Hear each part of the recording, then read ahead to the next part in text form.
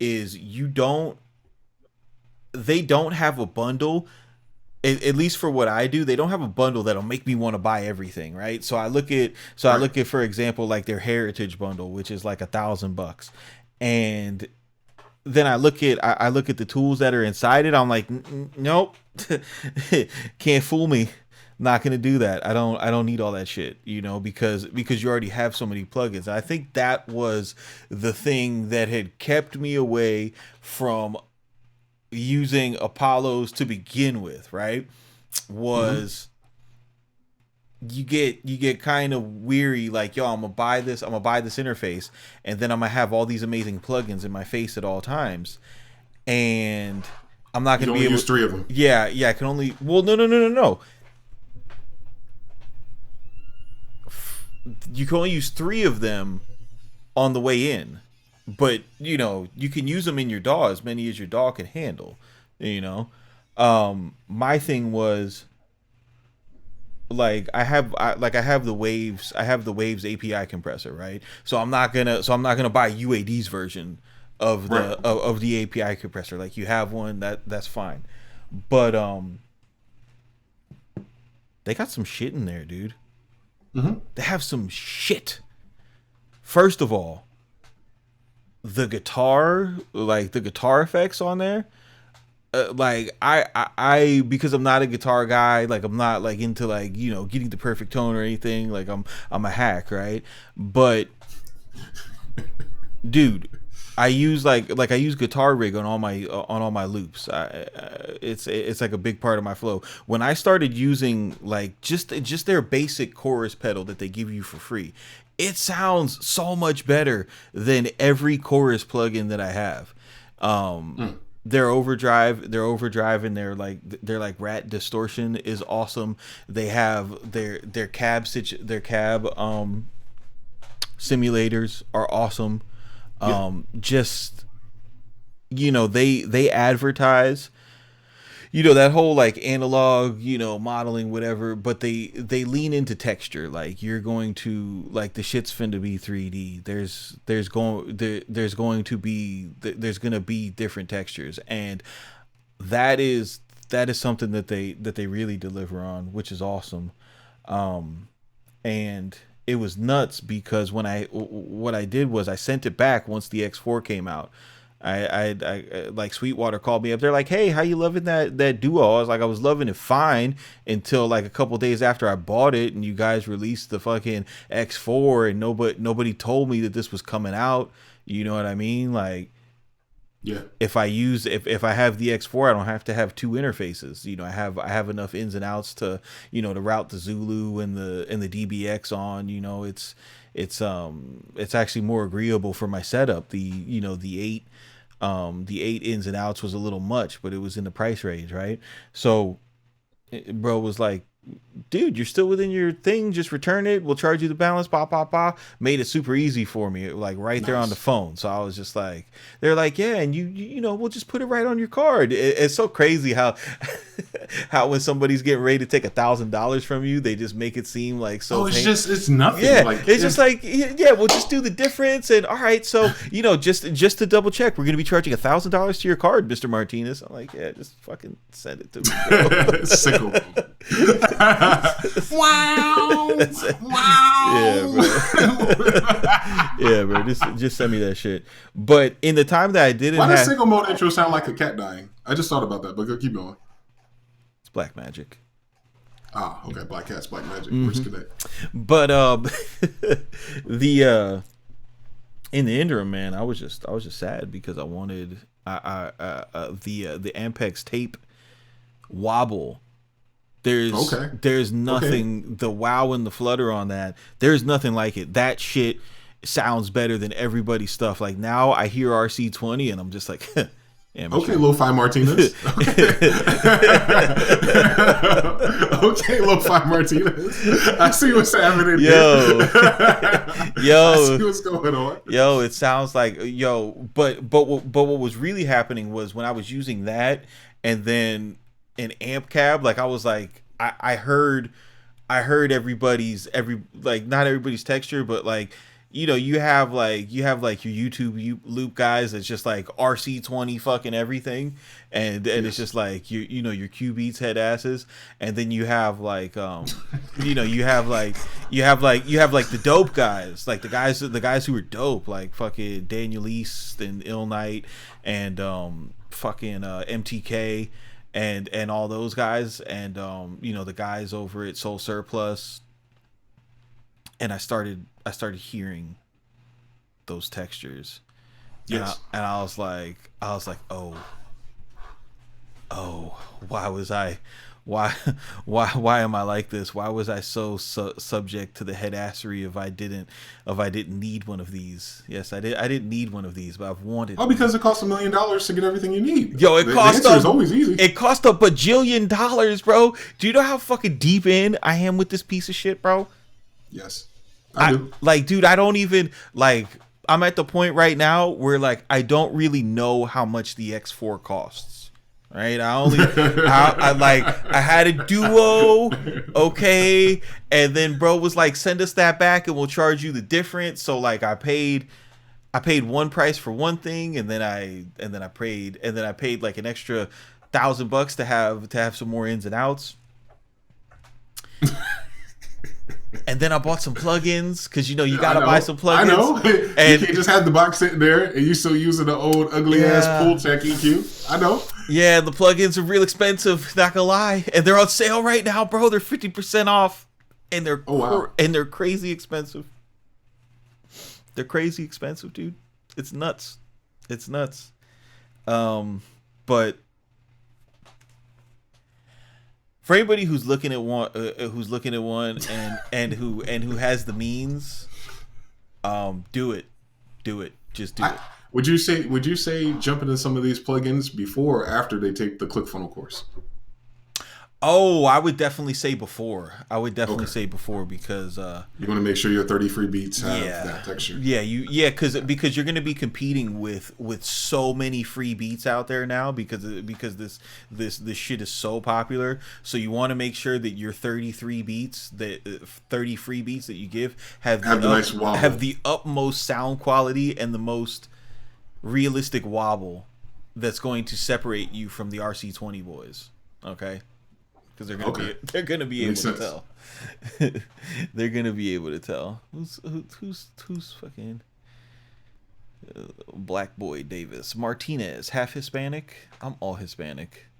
I need you to relax, buddy. Do it to him. I need you to relax. Actually, what, you think you're Puff Daddy, half man, half the drugs? Yeah. Oh. The thing that you know what I can't stand, bro? I can't stand the word Hispanic, bro. You know what Hispanic is?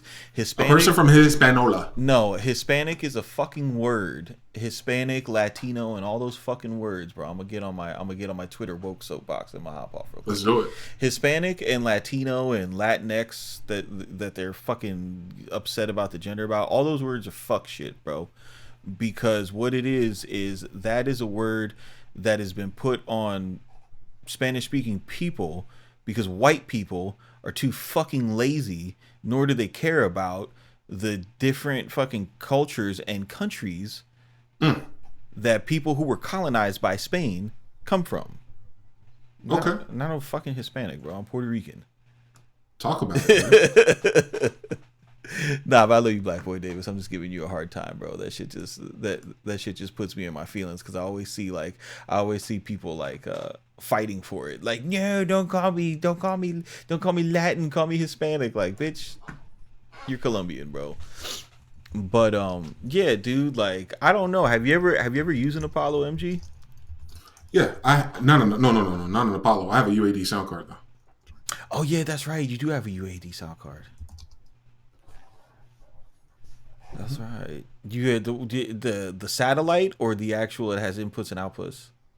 No, just the actual card you put into a laptop. Oh, okay. And I retrofitted it with one of those breakout boxes, so you can connect it to Lightning and run it external. Kind of how like people do with their Macs to get an external graphics card.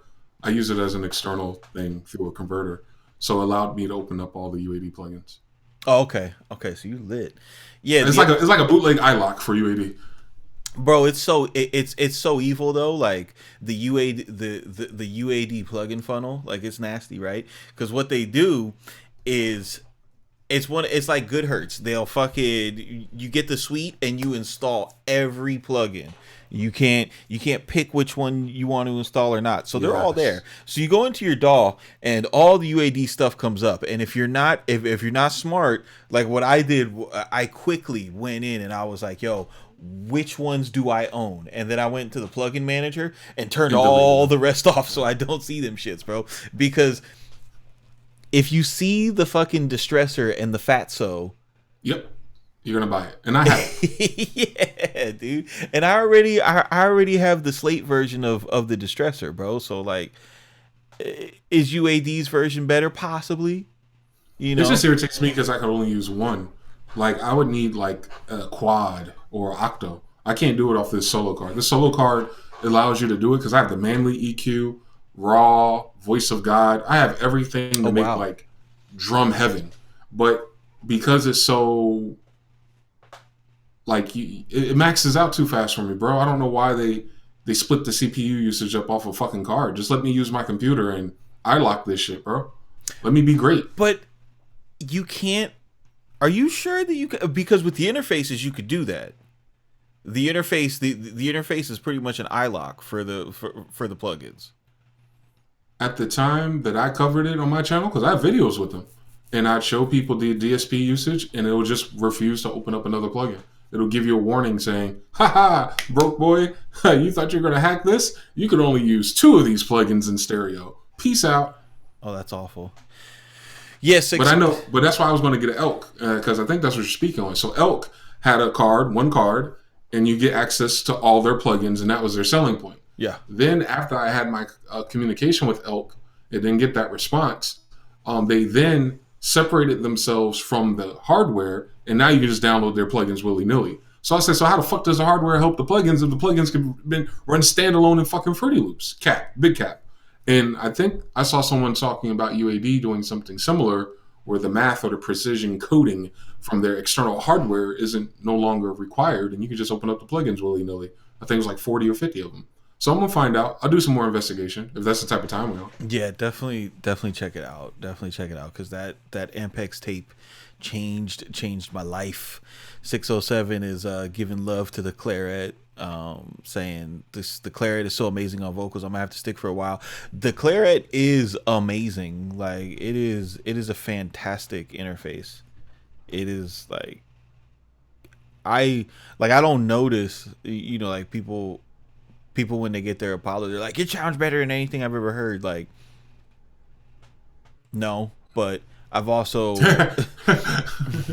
I've also I've also You'll be sending it to Black Lion Audio soon. I already know. You'll get them converters upgraded. Shh, that's the fucking sauce, bro. You can't spill all the sauce, bro. But nah, like the thing that sets it apart is the onboard DSP. I think that's the thing that people overlook. Like, yeah, like my whole thing before was like, yo, why am I gonna buy that? I have a computer that can run my plugins. You know what I mean? And even Right. and even right now, like I don't, unless I'm recording my guitar in, I'm not using, I'm using my computer to run the plugins. I'm not using the DSP to run the plugins.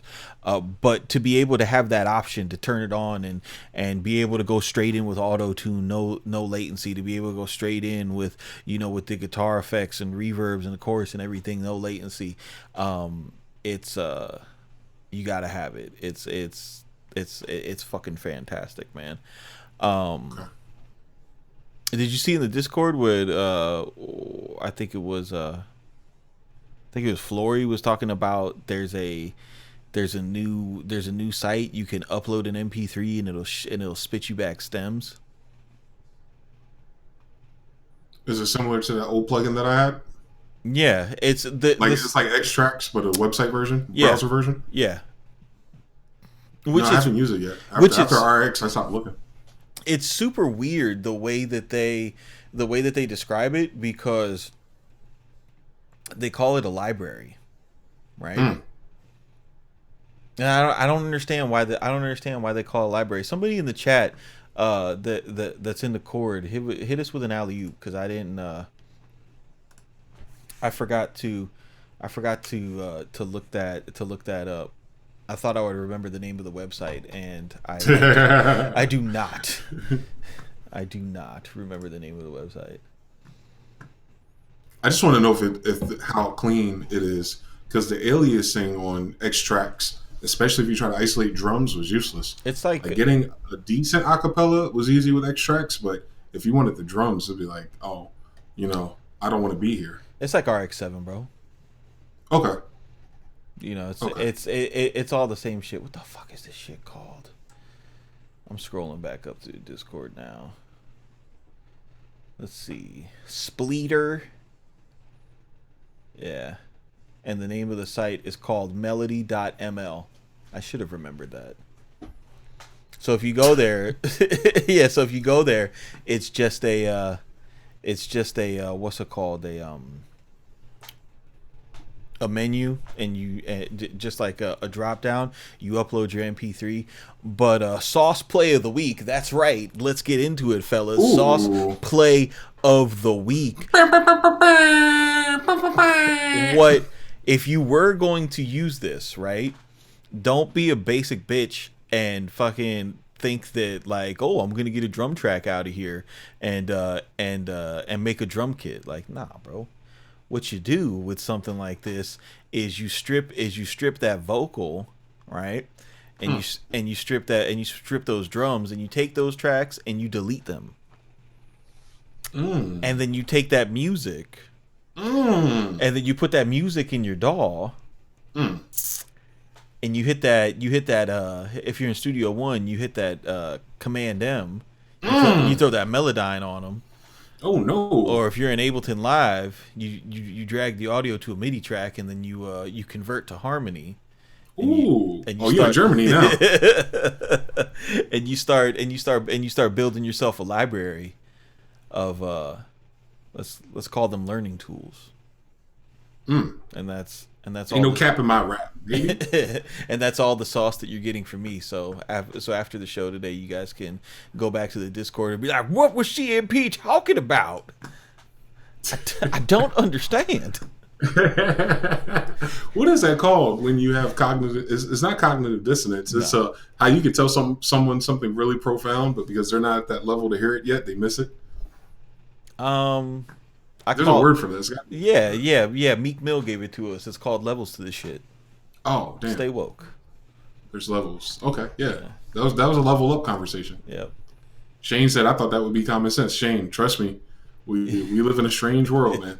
Yeah, but Shane's super tapped in, you know what I mean? She knows that the Lakers are going to the finals, you know. She, like me, called that very early in the season, and now we're seeing their dominance sitting at 7-1, looking pretty much unstoppable. They're getting their point guard back.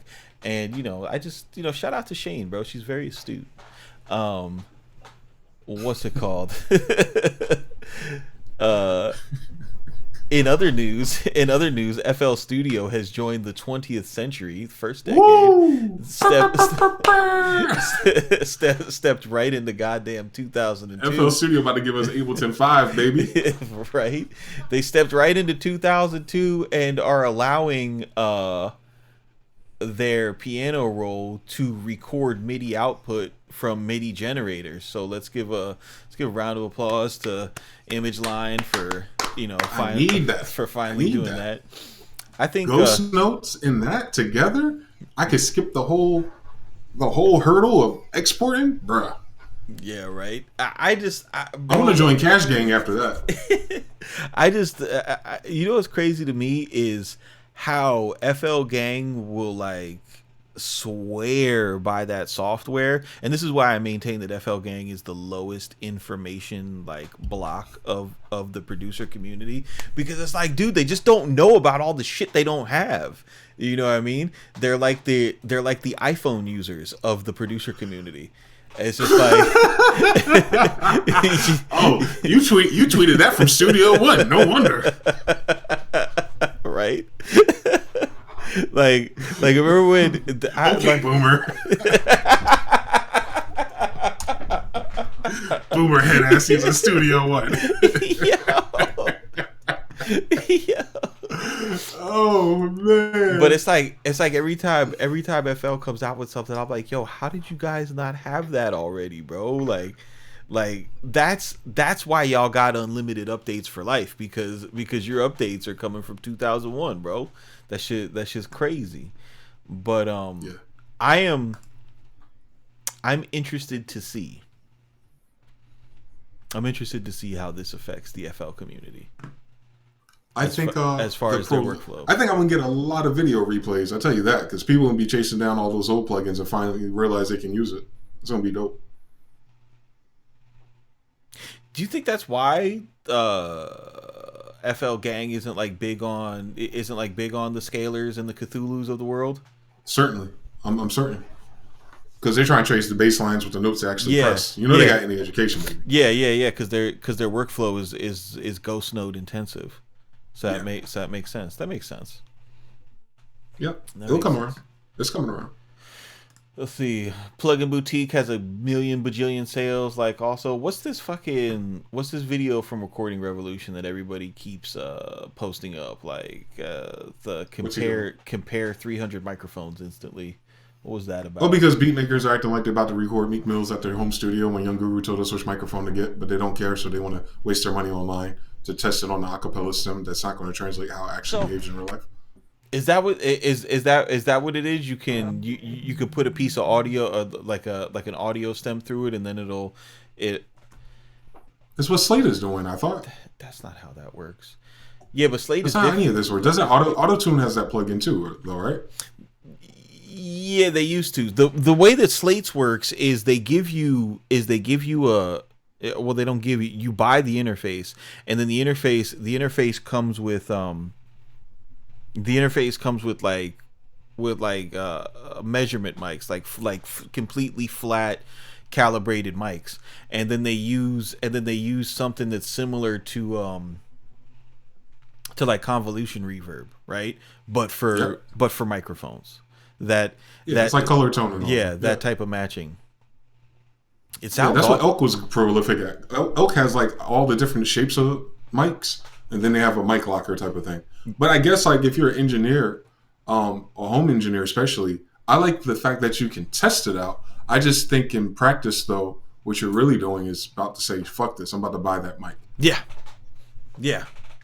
Like the Slate one sounds really good. I seen my buddies track his band on one of those rigs, and that was like this studio. It was like it was like a cross between like a home studio and like he did business out of it, but that was like his big selling point. You know, he was super excited about it, and the shit sounds good. But I mean, I don't have experience with like that many mics. Like I have experience with TLM 103, the 49, and then the awesome gold AKG.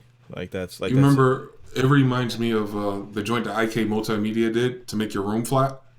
The ARC system. Yeah, and then here we go. We still got panels in our damn room. Yep. That same thing.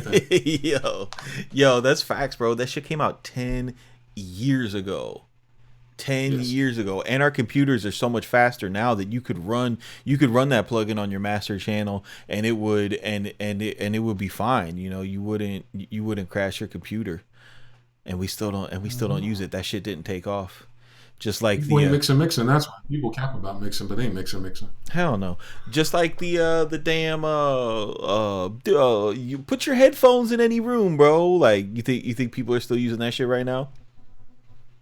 You talking about like the 20 plugins that came out? They're like, oh wow, it sounds like I'm on the back of the yacht, and these sad boy lo-fi vibes are extra strong right now. Yeah, but I can hear them in Abbey Road. Oh man, I'm really gonna fuck up this Spotify playlist. No. Yeah, that shit did not work out, bro. What's your chat talking about? How they feeling? Av McCree says you're dead wrong for that, CMP. I guess your FL breakdown. A lot of people are voting between their favorite DAW being FL and or Ableton. I see some Isotopes, some chat coming on. I think Isotope was on the list, so I'm not getting any commission anymore. So I don't know if I can talk about them. And then we got the new KRK G4 series has that built into it. Oh, that's good to know. Reason Gang, but learning S1 and FL at the minute. I guess that's the question I have for the chat. Why are you guys learning so many different DAWs at the minute? Yeah, let's talk about that. Yeah, chat. You guys who are like going from Reason to a new DAW, I understand why, because it's if you upgrade it, you now have it as a VST, so you can bring Reason with you. But why do you want to bring Reason with you if that's where you're coming from? And if you're not coming from that, why are you FL Gang for life trying to get on Ableton Live when you know damn well you're not going to be able to bust down your drums into individual tracks the easy way anymore? Why do you want that hurdle in your life? What is the trade-off? I guess that's what I'm asking. Did somebody call you this weekend asking how to do that? Do what? How to bust down the drums in Ableton Live the easy way? Yeah. Oh yeah, that was subconscious. Yeah, I got a text message about that. Yeah. Yeah, and I got another text message. You weren't able to help him. Did you fail our bro? Did you fail our bro Eminem? Oh, I mean, you know how it is when big money call you. No, I told him what he experienced was expected behavior, and that's exactly why I use simpler. Yeah, I figured it out, bro. I mean, Av McCree's gonna come in here and be like, I did a video talking about that, but like, if you drag not, you know how if you drag the pad out of the drum rack, it'll make you another drum rack. But you can drag just the simpler, like the simpler alone, and it'll just create a simpler. Like it'll bring the MIDI with it. It doesn't do that. Oh, that's trash. That's what I'm saying. We ain't got time for that shit, bro. Better bust out EXO and stop playing. But you just grab the clip from the drum rack, dude. Like it's two swipes of the mouse, bro. Don't make it sound like it's some hard thing. But you gotta delete your other drums though. No, you don't. Yes, you do, because the clip is gonna have all the drums on the drum rack. The kicks, the snare, the hi-hat, and everything. that's if you're a weirdo and you put your whole kit on one track, bro. You might as well just use additional MIDI tracks routed to one drum rack. It's the same thing. Why go through all that? Both did that, so hopefully you ain't gotta go through that. What if you did this? What if you just had a drum rack for kicks, a drum racks for snares, hi-hats? You see what I'm saying? Oh, you would have the bootleg version of EXO, and I tell you go get EXO. You know what? Just I can't with you. That's what EXO did. EXO took the Ableton drum rack workflow that we were struggling with 2 years ago. Excellent Audio watched all the old videos and they made a plugin that says that y'all were struggling with. I love that shit. Y'all just ain't hearing me yet. Anyway, EXO is the answer to that if you want it. But the other brother, Green Lantern, hit me up too. That was interesting. Shout out to him. Arcane Audio says, I think you need to bring me on as a guest. I'm an Ableton certified trainer. And to that, I would say, no. Keep it simple.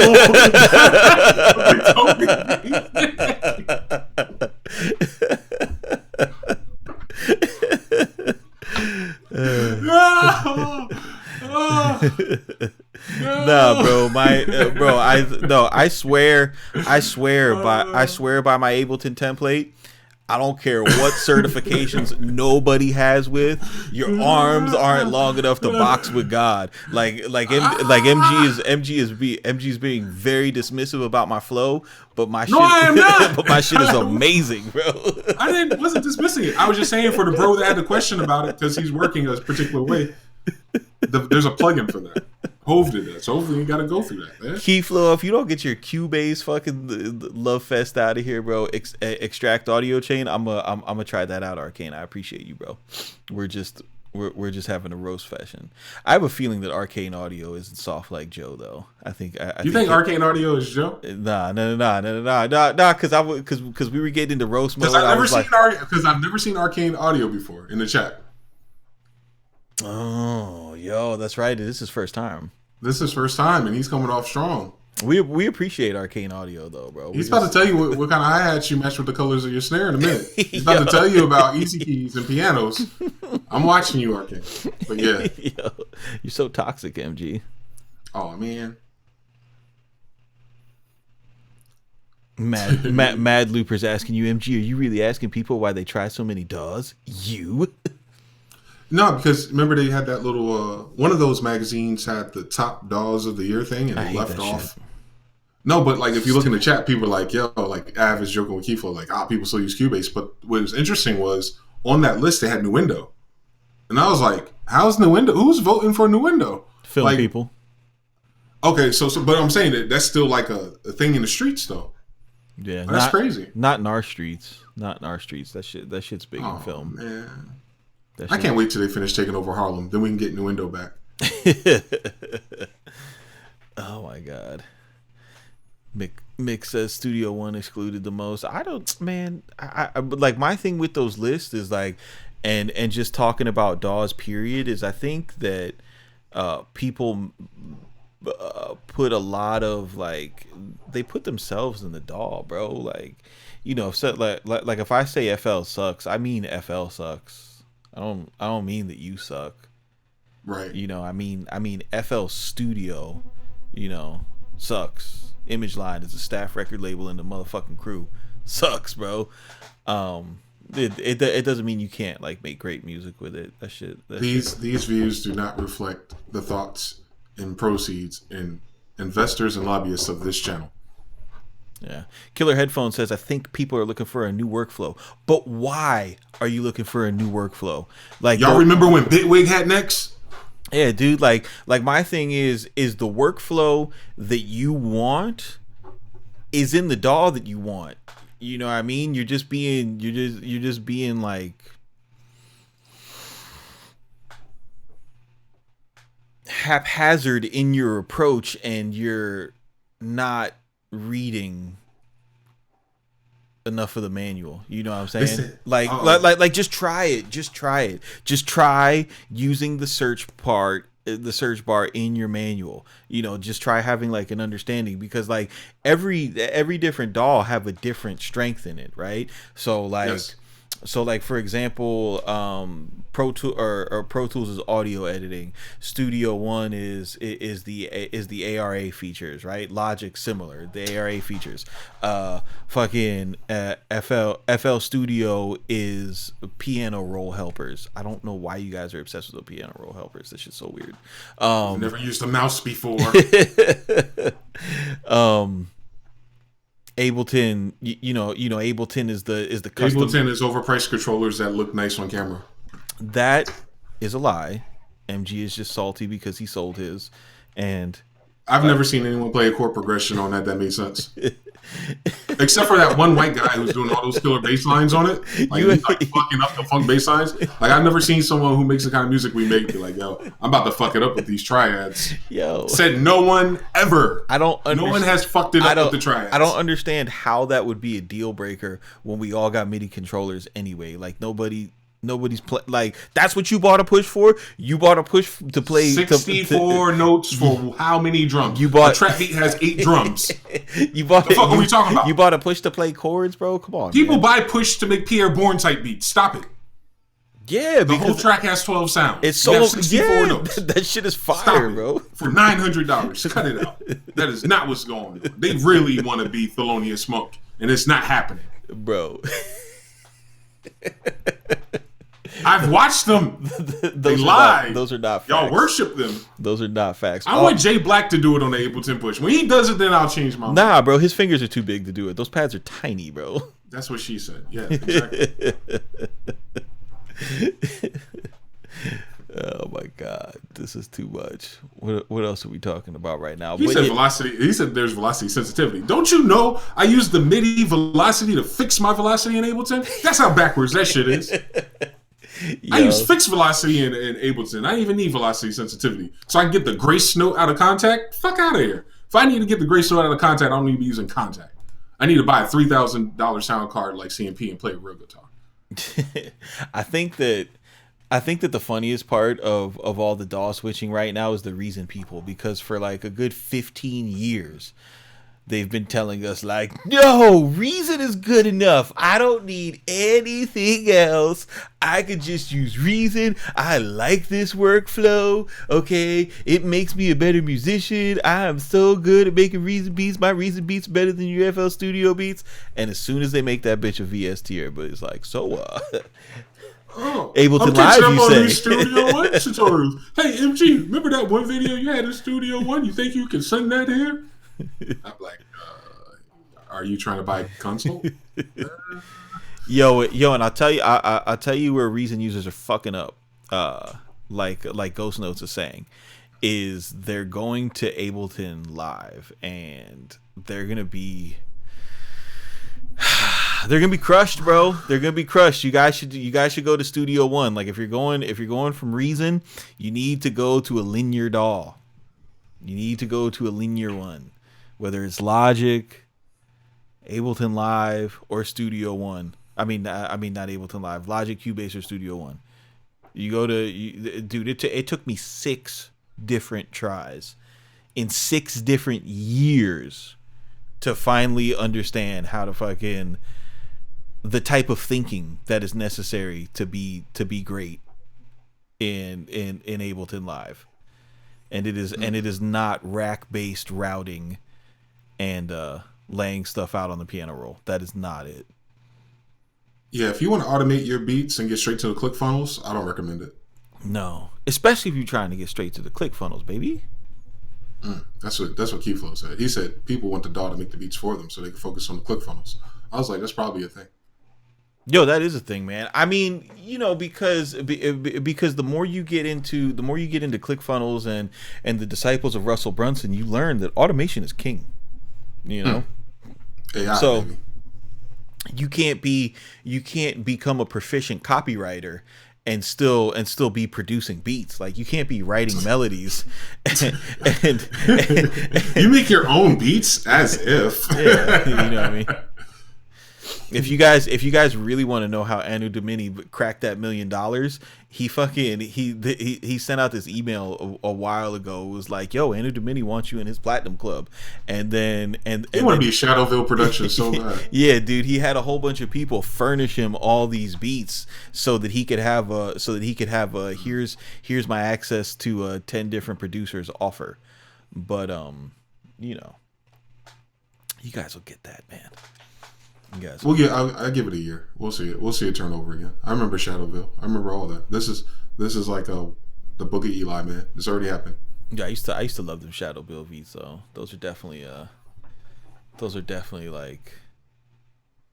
Could you see Griselda on Shadowville beats? Fuck no. Why not? That's up their lane. Shadowville beats were lyrical Spanish rapper beats.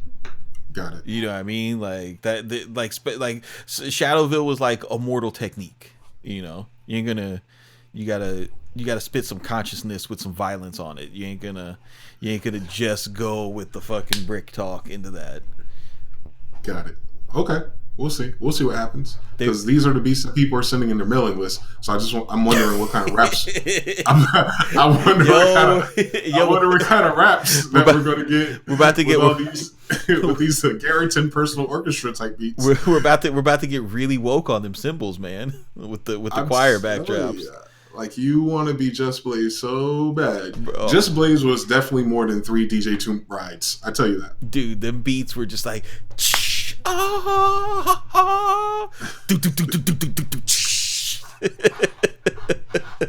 So do you remember when crashes were the wave, dude? Like yes, yes, Just Blaze, everything everywhere, dude, everything was a crash in Simple Beat. So many fucking crashes. Like that's the new flutes. If you guys haven't heard, I'm gonna remind you, flutes have been canceled. Flutes have been canceled.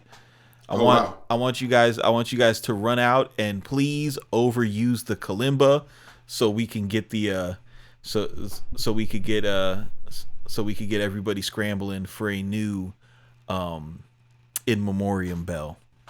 All right. Joanna, nah. MG the Future, DJ Toomp was a beast with the brass. Was DJ Toomp a lot of brass? DJ Toomp, remember DJ Toomp was one of the first times we seen a rapper, a producer break code. Remember that white kid who was a reason user? Nah, he had a ghost producer. Composer. You remember that kid? I don't know if you remember that. This was around the first ClickFunnel wave too. Remember he came out and they broke down the Roberta Flack sample that he made in Reason for DJ Toomp, and he felt some kind of way because he wasn't getting his shine as a signed producer or member of Cash Gang. I forgot that kid's name. I don't know. I wasn't in the producer streets back then. I was in the rapper streets back then. I was in the producer streets. I watched that happen, and then that poor kid just disappeared after that. Huh. Wonder if, man, he gets signed to Kingsway, bro. Come back, dude. He should come back because he was one of the first kids to interpolate for the mainstream off of a DAW on a computer.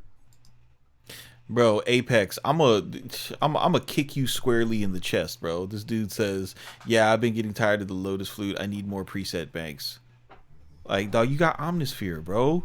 There's 16,000 presets, and I just told you, type in the word kalimba. I'm giving it to you. Hold there's on, let me fucking 90 of them. Yeah, the kalimba is in there, and there's other types of flutes. You could real quick.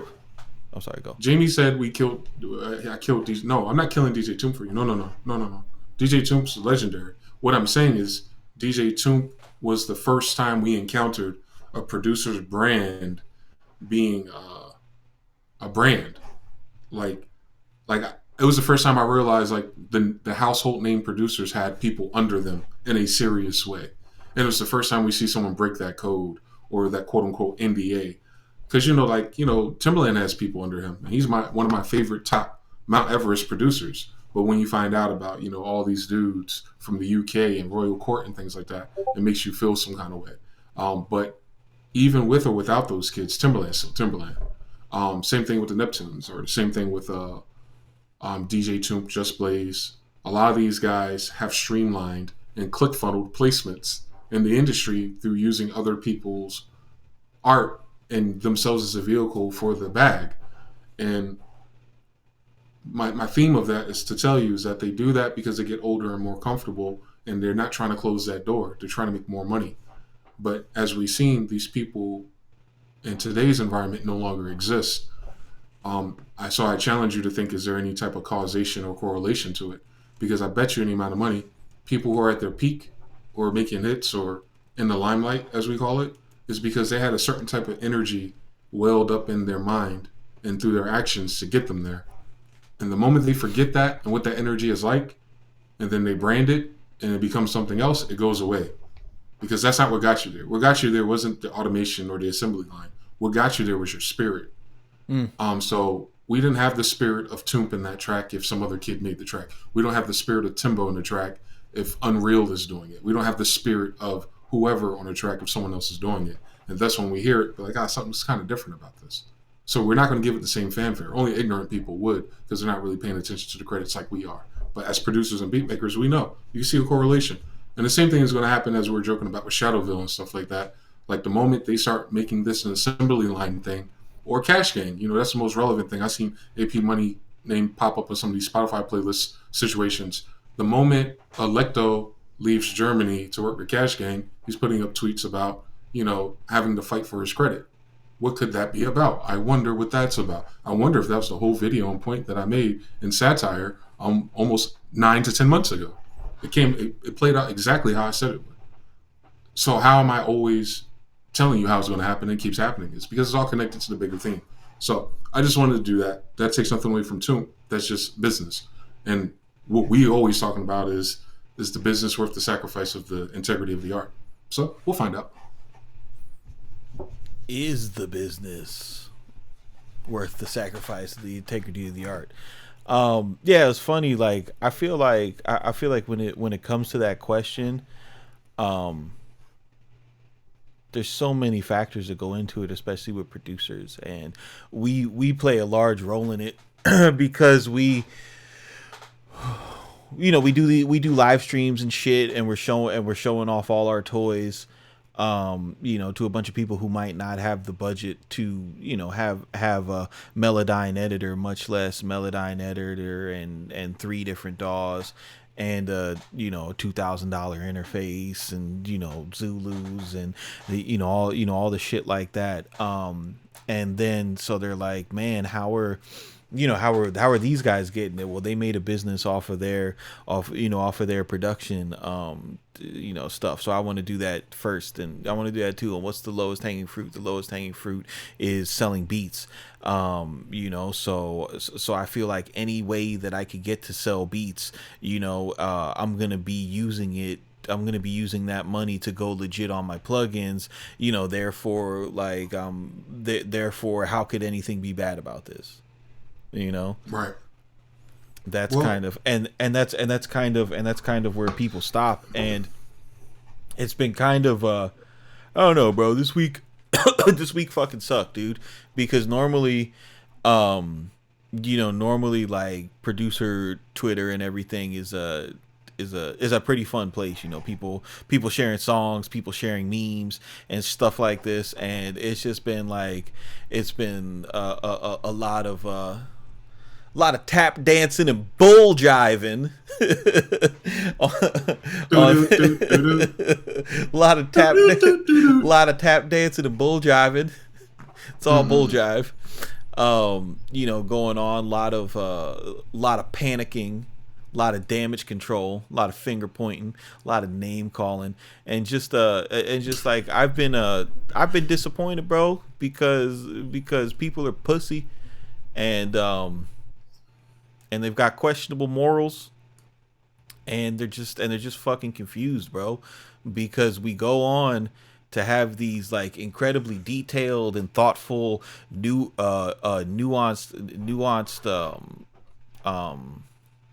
discussions, and it's like you can't even have a nuanced discussion. It's just like our brother in the chat, past space, he was in someone's live chat having a similar discussion, and he said he was confused about why we had the hot takes that we had. So it's a perfect time for him to hear this, so we can break it down. Past space, what did you not understand, or why were you feeling like people? Past space had a question. Ask the question. Past space. We here. We here. You're not. We're here now. You're not new in the.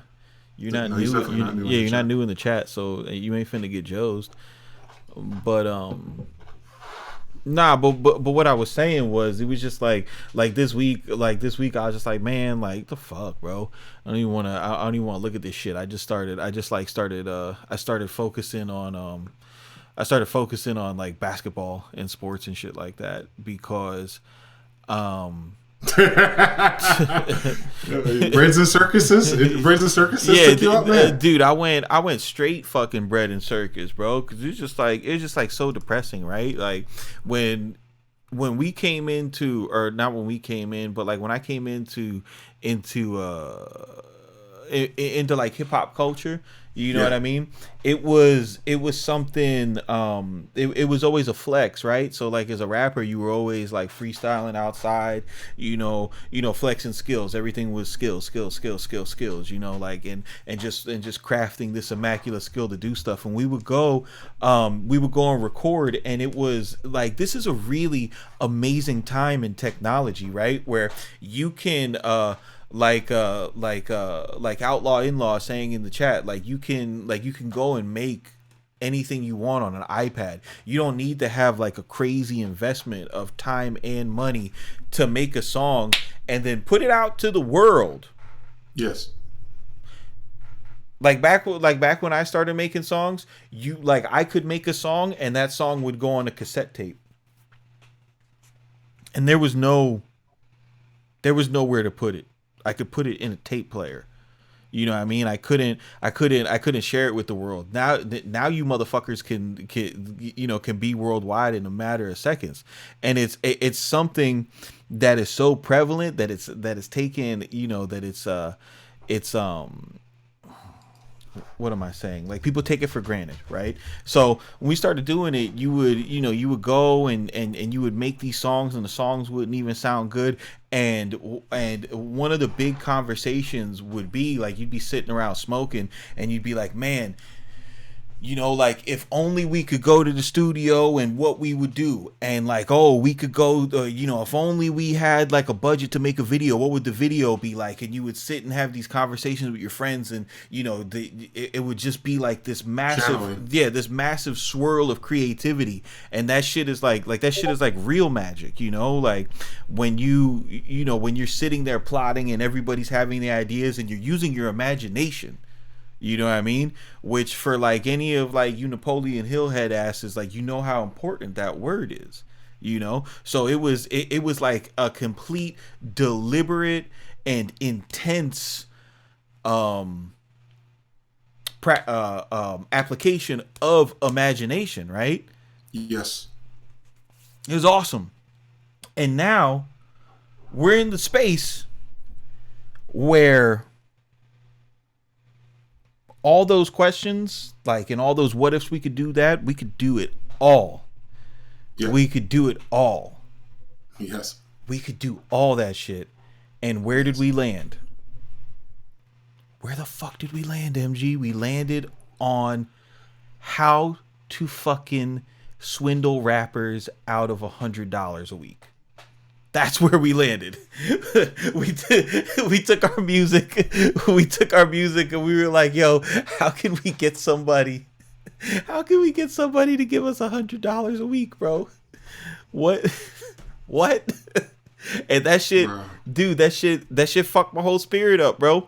That shit fucked my whole spirit up, because I am a person, and I don't care if motherfuckers think this is corny. If you think this is hating, fuck you and your mom. Real talk. Bro. No Vaseline. I am culture first.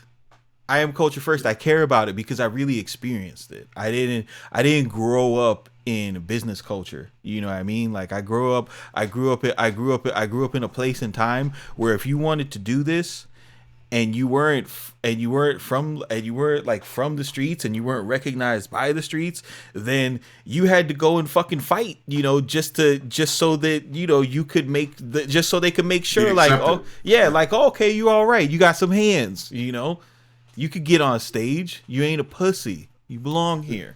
You're out there getting jode. Yeah, I was out there getting jode, but physically, you know what I mean? Yeah. Like not like toxic mouths. You know, but you know, no hashtags. Yeah, no, let's run a 30, bro. Let's just run a 30. Let's run a 30. Yes. You know what I'm saying? But like Conundrums are saying, tickets to this circus is too cheap, and the ringleaders are clowns. Like it's sad, bro, because there wasn't enough made of why.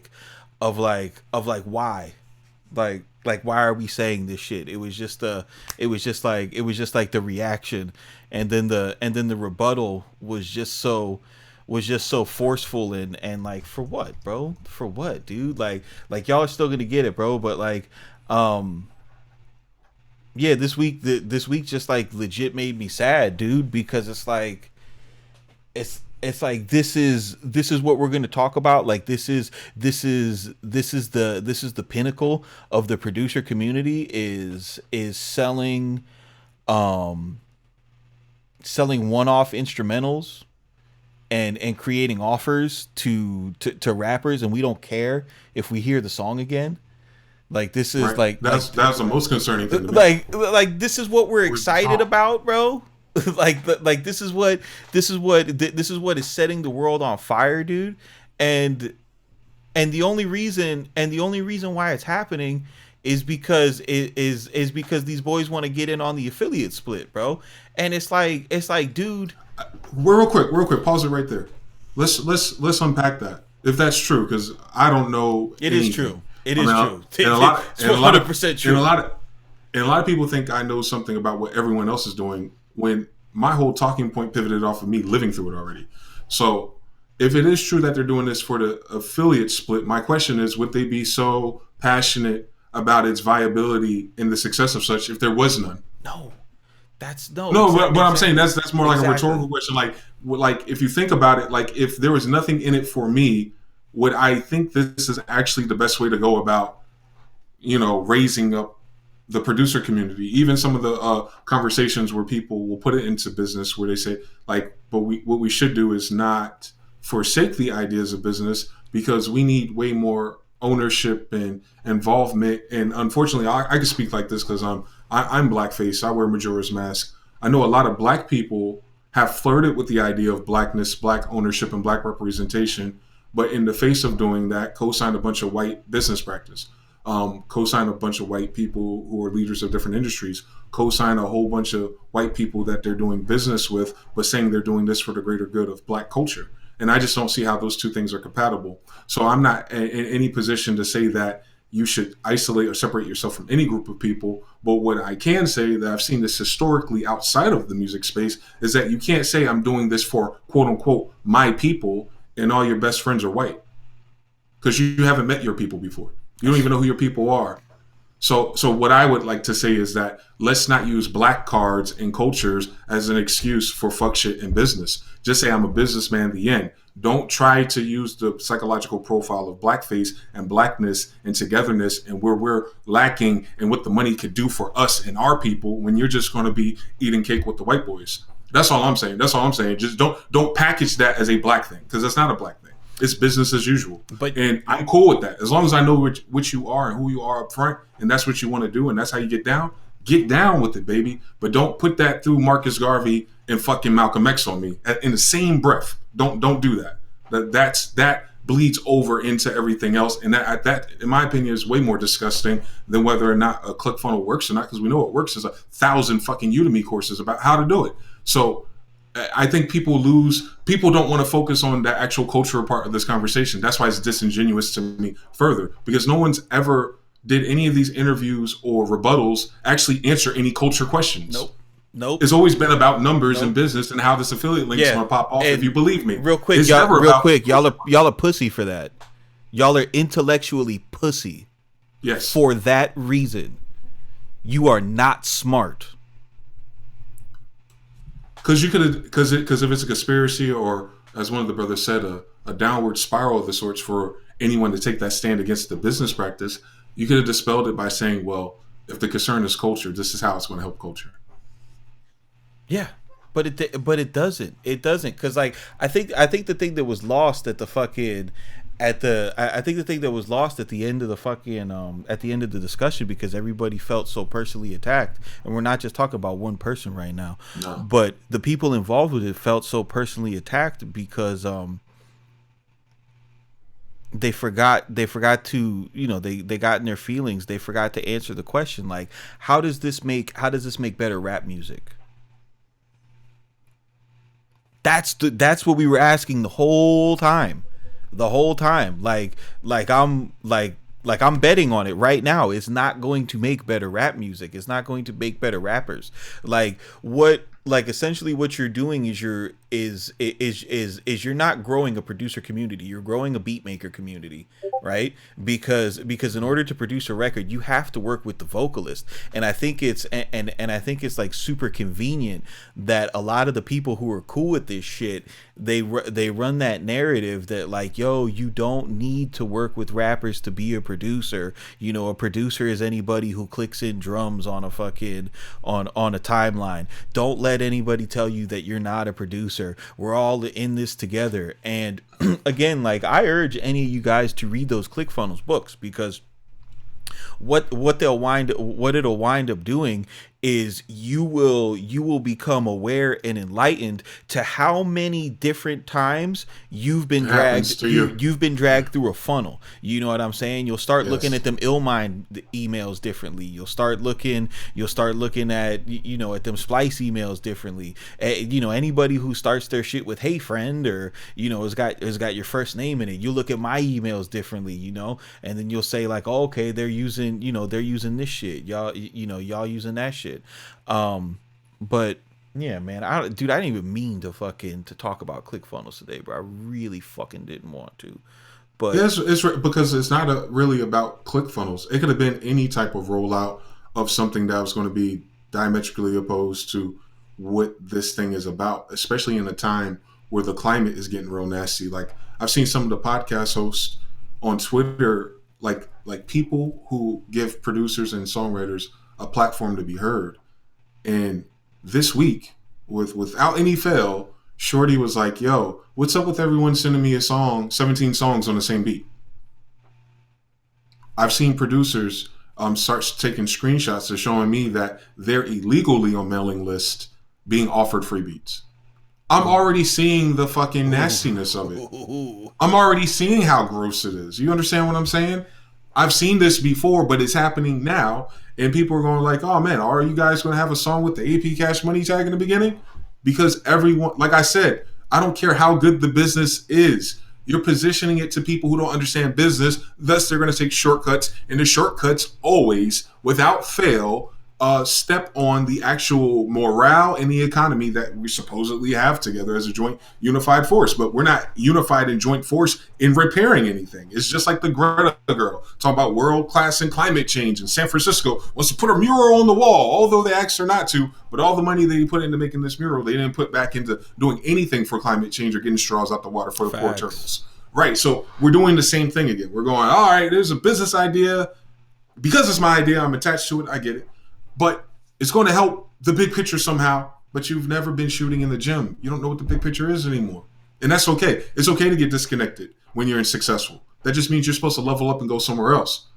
But if you're still here and pretending like you're in the field and you don't see how this is going to mess up the playing field, it's too late though, bro, because we warned them already. And it still happened like clockwork, bro. It is what it is, bro. And it's happening like you were telling me about the marshmallow thing in fucking Vegas.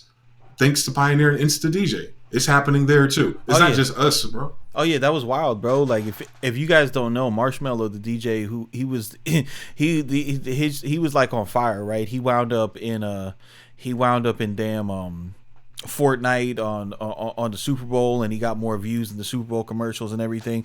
He was like the biggest DJ. Vegas has a club at the Palms, one of their premier hotels, and they was like, yo, we're gonna pay you $600,000 per event. Now Vegas isn't dumb. They don't do shit that doesn't make money. You know what I mean? Gaming capital. So he got a residency. It was a 2-year residency. That shit went for 4 weeks and they cut it.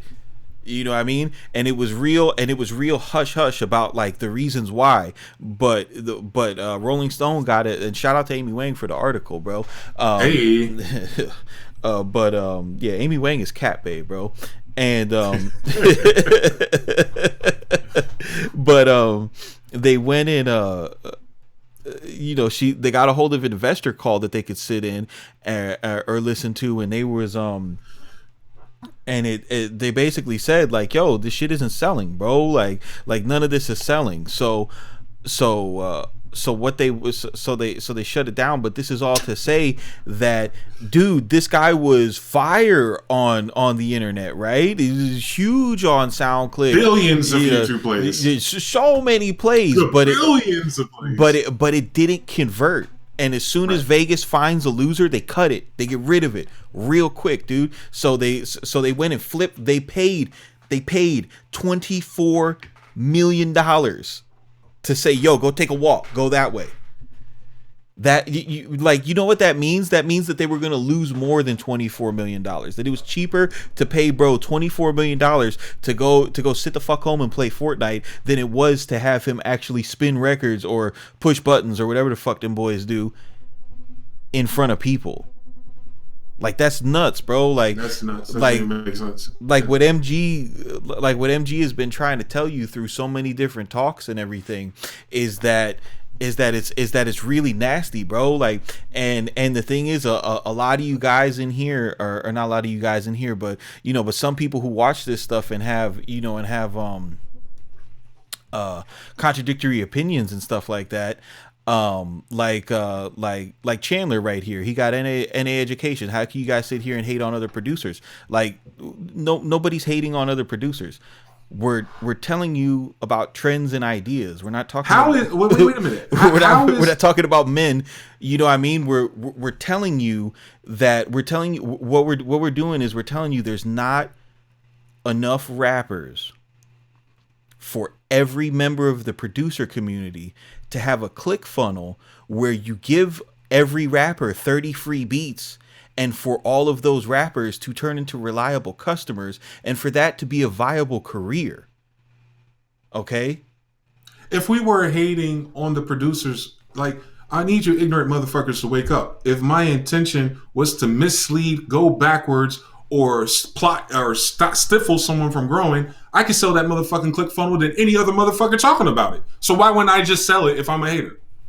Think about it. Like, if I didn't care about something or someone or y'all ungrateful sons of bitches who can't fucking see it, why didn't I just jump on a plane and fucking sell it my damn self? I would have outsold all them bastards because I would actually know what the fuck I'm talking about because I've been studying ClickFunnels since the beginning of the internet. Just because I don't talk about it and don't act like or don't show more than what I know doesn't mean I don't know what's going on, bro. This ain't my first time at the rodeo. And I've said this repeatedly. But people say, oh, it's hating. You're knocking on another man's hustle. Bitch, no. Hove did that. So hopefully you ain't got to go through that. I've seen all of them crash. I've seen them all go away. And the difference is, you ignorant motherfuckers, is now it's illegal to spam people on email. It wasn't illegal 10 years ago, you stupid dense motherfuckers. So all these tactics, I've talked. CP, I could have sworn we've talked about this. I've talked about my host. I've talked about my host and what they said about why I couldn't import 20,000 emails from the Young Guru breaks. So, I've told this story. You've told this story, but let me get you to slow down for a second so people understand the levity of what you said. Like, MG and I were supposed to be selling ClickFunnels right now. Okay, we were supposed to have 50% affiliate links for that shit. And we said no. The fuck are y'all talking about? I'm hating on a producer success. It would be me. We said, bro, you guys are fucking dicks, bro. Bro, you gotta listen to what's happening. Bro, we could be making more money than the producers. Yes. Selling beats off of the ClickFunnels movement, and we said no. Hello, wake up. I don't think y'all understand. Let's do that one more time. I don't think y'all understand, bro. Like, they asked, the only reason, I'm pretty sure the only reason why I was in the YouTuber Illuminati is because I do the show with MG. And BusyWorks really wanted MG in the click. Okay? Really wanted him in there. He fucks with him. Bro. Everybody who's in that circle, like we all talk. You know what I'm saying? We all had like Gabe was in the fucking chat, bro. Broke it all down for us. Told us how much Producer Grind made when they did the first interview with him. It was a lot of money. And they only had to sell 60 of the courses to make it. Need y'all to pay attention to me. They only had to sell 60 courses to make 5 figures off of fucking 1 day of sales, off of one podcast. With the amount of fucking Melodynes that MG the Future has sold. Like, we would have, bro, we would have bought houses next year off of ClickFunnels. Cash. We would have bought houses, cash, off of ClickFunnels, bro. If you think that this shit is about hating on people's money, you're fucking stupid, dog.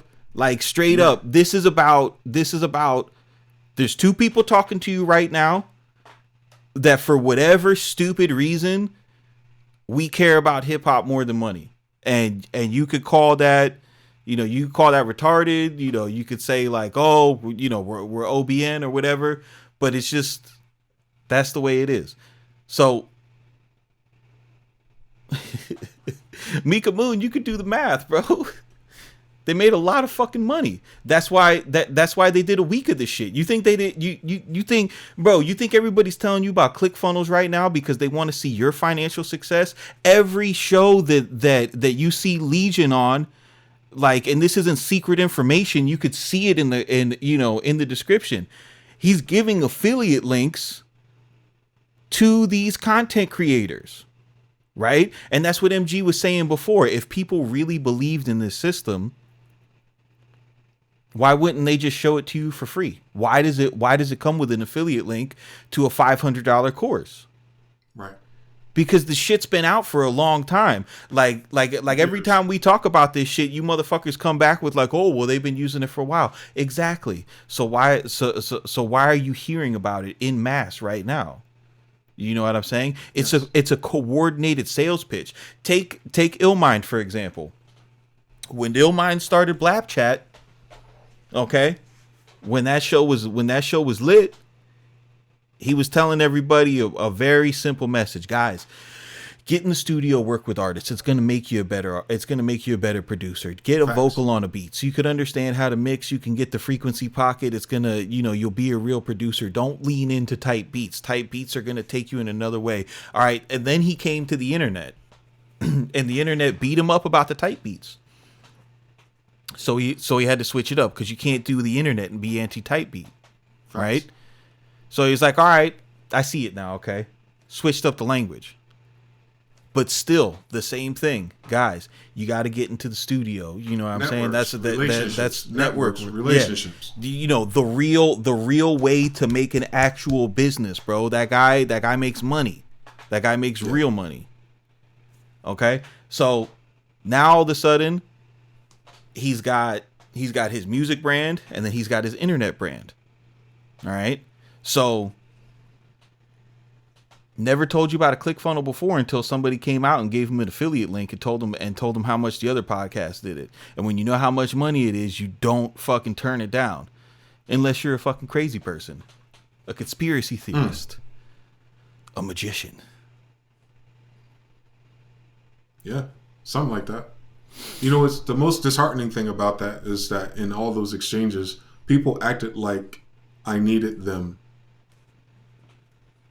And I don't ever want anyone to need me, and I never want to need no one else. But when I seen that language displayed, or the tricky language that's used to not answer culture questions, when it pertains to me, when I know why I'm saying what I'm saying and doing what I'm doing, this is the first thing I need to say and get out the way and clear in the space. CMP, all those calls and everything that you knew about with that, did you ever discuss that to me before I started talking about ClickFunnels? What do you say? Did I know about the ClickFunnels before I started talking about ClickFunnels? Like with, you're saying the Illuminati. No. He has no reason to lie about that. So that's the most interesting thing. So I pieced it together. People thought that CMP told me and that I spoiled the plan. No. I didn't know about it. CMP didn't tell me about that until I started going off on Twitter being funny on a Friday night. Yeah. And with the most important thing about me going off on Twitter funny on a Friday night, only 2 of those tweets were about ClickFunnels. So we weren't even talking about that. You hear what I'm saying? I was talking about the fucking videos that show up in my live chat that was happening the pre-rollout. And they still happening. I got screenshots of that. I got receipts for all of that. So then what's interesting about life and having the black magician is that when I speak truth to power and things like that, it coincides and it hits this crashing point where it's like, oh, you're messing up my business that I wasn't going to tell you about, that I was sneakily doing behind your back without you, and you're foul for fucking that up for me. Bro, no one told me or nudged me on shit. That's straight out my heart. That's straight from the survival scrolls, baby. Because I've been through it already. So I know what it means when I see it, when it applies to the culture of things, not the business of things. This is the part that everyone seems to be confused about on both sides of this platform.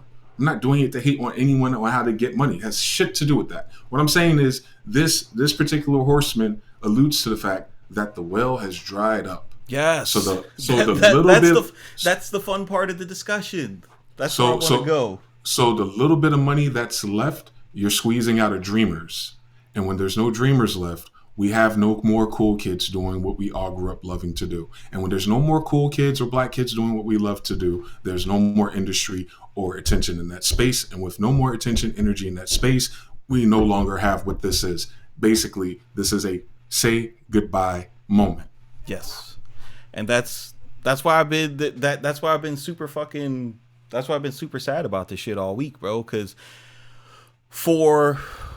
I don't know, bro, for like there's been all different types of iterations of it, right? Like there's been like the South killed hip hop, there's been ringtones are destroying it, or Soulja Boy killed hip hop, but like this shit right here, like you're really gonna make it so fucking corny that nobody who's cool is gonna do it.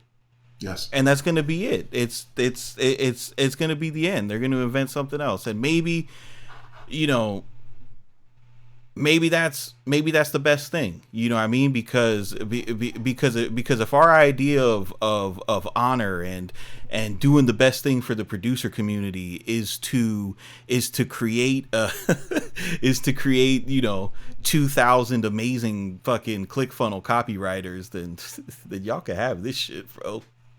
Yeah, it'll be gone. Because that is fucking wild corn, bro. It's gone. Like, look at all these amazing copywriters, bro. Hip hop. We came so fucking far. You know what I mean? We fucking told stories about fucking police brutality, and and made real changes and brought you people like fucking Tupac and Biggie and Kendrick Lamar. But guess what we got coming next down the pike? 2,000 copywriters who could sell anything to anybody.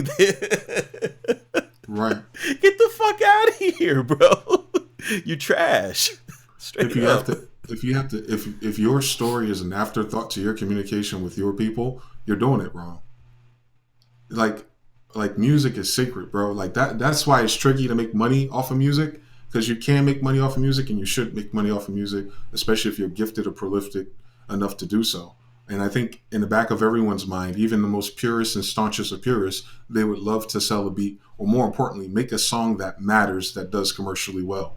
I think across all fronts that we all can agree on that there's no shame in making money off of your gift. So I'm not hating on people making money or anything like that.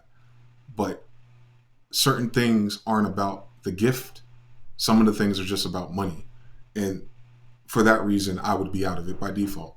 Because there's so many other things that I'm gifted at that I would make way more money than this fucking YouTube channel, bro. Yo, I think you guys have me fucked up. I don't think people really appreciate the gravitas of what my skill set really is, and or the places I've worked and dealt with. The only reason why I didn't pursue those other avenues, bro. I made an ungodly amount of money working for Lidos and Lockheed Martin and things like that. You guys understand me? I think you understand. MG stopped working years ago from money that I saved before doing YouTube. You guys understand that? Like, I wasn't in this fucking ClickFunnel of YouTube and subscribers because I thought that was going to make me fucking rich and make me a fucking millionaire. I'm not sharing fucking hacks and showing how people make better fucking music so they can make more fucking money. Bro, my whole shit has been about, I'm going to teach you and say this so I can hear some better fucking music. Day 1, day 2, day 999. It's always about, all right, yeah,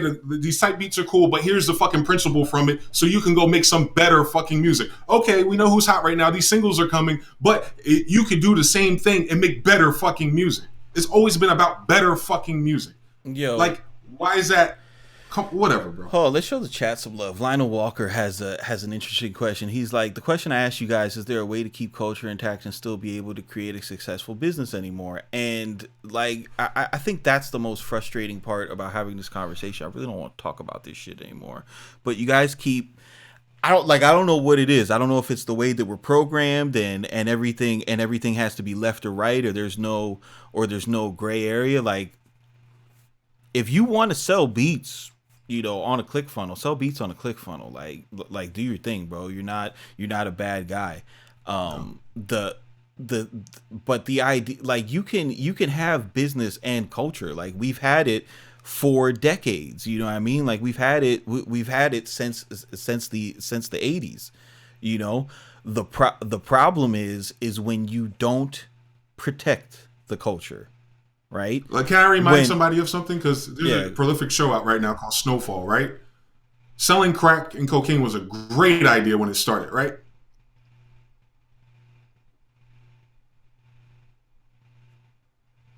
Selling crack was a great idea. Look at Franklin's come up. Look at how people sympathize with Ghost on Power.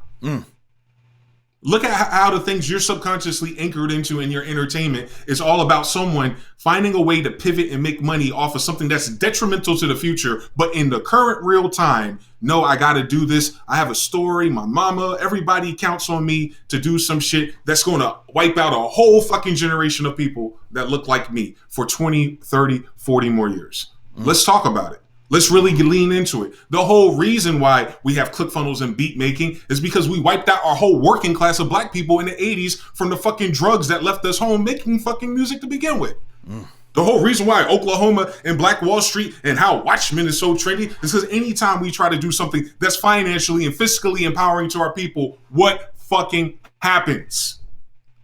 Y'all love that fucking Watchmen made by a fucking Satanist. Y'all love that shit. But he pointed to you right in front of your face. Hey, you remember when you guys were fucking lit? What happened? So how are you going to sell me? Whatever, bro. Whatever, man. Whatever. To answer bro's question is you have to there's definitely a way to do it. You have to protect your culture in the course of doing business. You have to value your culture over the business, and that's just it. That means that you have to turn down money sometimes. You know, or just not pivot your decisions off of money. Yeah, well, but that's turning down money. Yeah. You know, if we're really honest about it, if you take and the response to everything, like Brother Chandler keeps insinuating, like, yo, like he keeps saying you need to guys talk about the positives about it. I know people who've made money. Great, you've known people that made money. Can I hear the songs? Can you link me to the songs, Chandler? Because a producer making money isn't what's good for culture. It's not what's bad for culture either, but it's not, that's a super low bar, right? So just because a producer makes a $100 sale, that's not a win for hip hop. No. That's a financial win for that man. Okay. I mean, and that's what MG's using the crack metaphor with. He could have sold an 8-ball. You know, he could have flipped a cookie. Are we gonna say that that's a win for hip hop culture because he listens to Lil Uzi? Is that a win for hip hop culture because he has FL Studio installed? Or is that a win for the man? That's the thing, bro. Like if we're gonna use this shit, you know what I mean? And we're gonna be throwing around the culture and community and nation words, we have to make sure that it's more. We have to make sure that it's more than just throwing money into people's PayPals. Yeah. And if you have a larger message, then you need to be detailed with it, and you need to be direct with it, and it shouldn't be ambiguous and left open to interpretation by conspiracy theorists. Should do better with that one. Oh, it ain't gonna be no conspiracy. We're gonna see the results of it. We already are. We already got people. Almost everybody who started, the first thing they said was, "I sold 2 beats," right? Like right off gate, like without any homework, without no mailing list, right? Yep. So I know things. I know how things scale for real. I know that if any of these people are using the tools that are commonplace, at least, how much money it's going to cost for them to get a meaningful mailing list. Like you said, the laws of tens, right? So you got 400 people in your list. You send out your first email, and 4 people bit. Well, most of these email servers are going to cap you off at 500 imported emails, meaning you mentally are going to have to scale that. Like, all right, well, I got $200 this time. I want 2,000. Now I got to scale my mailing list by 10 or 100. Now you're going to have to start paying for that. The tricky part is once you pay for it and now you have 1,000 slots of emails, you're going to want to capture these emails and you want to get to new ponds of fish. On the back of all of this ClickFunnels thing, people are getting emails about people selling lists that are already made. Do you think the person who just spent $300 in infrastructure is going to say no to a $25 mailing list that's coming off the back of this particular hustle? The answer is no. They're going to spend $25 and get these lists of previously people who bought beats already. So now you even cut it down even worse. Like you don't got to just cold call a bunch of rappers. You're going to buy these lists of rappers who actually have bought beats on other mailing lists. And this person sneaks up into your inbox because he somehow knew that you were watching the course, because we never know how those things work, right? Then you spend $25 extra with him for his tools. You're going to try to import it into MailChimp, which you just gave $300 to. And what is MailChimp going to tell you? Yo, don't fucking import these if these particular users did not opt in. Because the moment they spam more than X% of these emails, we're going to cancel your whole fucking show. Dude, I don't even think they're really hearing you. I don't think they're really hearing you, bro. Oh, and as it was mentioned in the chat, right? they got your address now, your real address. Because now, why is that a requirement to sign up on these websites? My PayPal ain't good enough? Why does the government want your physical address if you're going to start selling this Scientology scheme to people? Because they know that ClickFunnels have been doing this since the beginning of the internet. So you're going to spend hundreds and hundreds of dollars to have all this space and infrastructure set up just to have 2 beat cells that you can't scale because you can't take shortcuts. I really want you to think about it. And people keep saying, well, we're not going to take shortcuts. We're not going to do this. Then what the fuck were these beat makers doing for these past 3 years if they don't have a mailing list of 400 rappers already? Like, you had to start getting to the feng shui and the common sense of what we're actually asking from people who don't know business. We're asking people who don't know business to follow business principles and ideas in the clean way of doing business, when all we're going to give them is a couple few hours of videos, and they're going to be tempted by these other fuckboys putting them in the ClickFunnels to sell them the back stuff, the bad stuff. Bro, trust me, it's back to back to back to back. I already got the screenshots, guys. There is no conspiracy. It's already happening. Like, people were waiting for this moment. Like, oh, we got ClickFunnels? I'm selling my mailing list. And they're going to try to buy it, and they're going to import it, and their shit's going to be locked down. I promise you. It sure has got me green apples. But here's the best part. You know what? You know what the workaround is to that? The thing that they say, well, we're not supporting black hat tactics, but for a situation like this, there might be a way for you to still send the email out to those people anyway. And you're going to tell a person who just put up $300 to $500 that there's a way to do it, but it's up to them to take it. So now they have to take their own red pill and push the button anyway, because they actually think when they send these emails out, they're going to sell at least 2 more beats and everything's going to be fine in the universe. But what if those people find out that no real rappers actually bought those first 2 beats? So now they're just spamming a bunch of people's emails. What if we find out that the people who are selling this to dreamers who are already dreaming and investing in infrastructure, that this list that they bought that they're trying to import isn't even fucking rappers at all? Do you see how nasty this gets, or am I the one bugging? Like, no, you're spreading fear and conspiracies, and you should be stopped. Okay, but that's what's happening. Okay.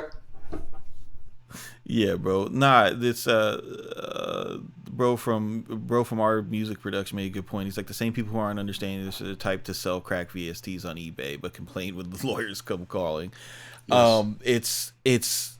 What MG's warning about is going to be what winds up breaking that culture. Yes. And that shit's going to be hilarious, because what the people who are pushing it are underestimating is the laziness of the music producer, right? The average music producer isn't a Busy Works Beats. Busy Works Beats is somebody who's like extremely motivated, high functioning human. The guy is a fucking beast, bro. Like, I don't think I've ever met anybody who does what he does, just like in terms of, like, yeah, he could, he could produce. He could play instruments. He could rap better than most people rapping. You know what I mean? Does a little singing too. That's just the art side. And then you move over to the business side, and he dominates all that shit. So he's not considering the fact that all the people that they're showing this shit to are a whole bunch of lazy fucks that want to live a life of smoking weed, making beats, and playing video games. Do you know what I'm saying? That's the producer economy. You're not shooting in the gym. Yeah, dude. They're scared to go outside. And when you deal with those types, what's the most popular tutorials on YouTube for producers right now? Melody hacks. Yeah. Scalar. Q-beats. You know what I'm saying? So how do we make it so we don't have to program our own melodies? You know what I mean? Anything that can make the process easier. So when the funnel hacks come in that aren't like the actual endorsed funnel hacks, yes, but is the shit that MG's talking about, when somebody comes through and is like, yo, get you into emails, but what if I could get you in someone's text messages? You know what I mean? Like, and you're just confronted with shortcut after shortcut after shortcut.